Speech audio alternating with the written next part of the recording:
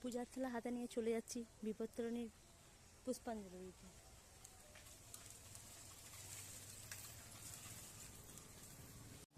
এই একটা ঠাকুমাদের বাড়িতে যাব বিপত্তারিণীর পুষ্পাঞ্জলি দিতে, তাই সেই ঠাকুমাদের বাড়িতে যাচ্ছি এখন হেঁটে হেঁটে।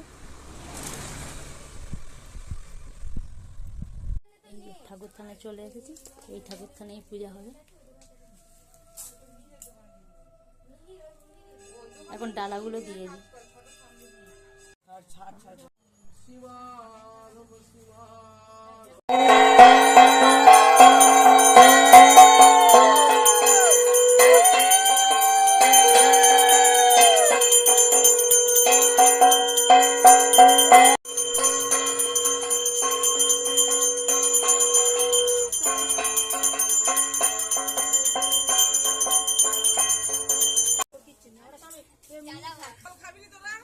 জল খাবি নি কেউ কি বসে প্রসাদ খায়?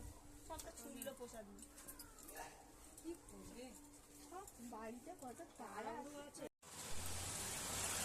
পূজা দেওয়া শেষ, এবার বাড়ির দিকে যাই।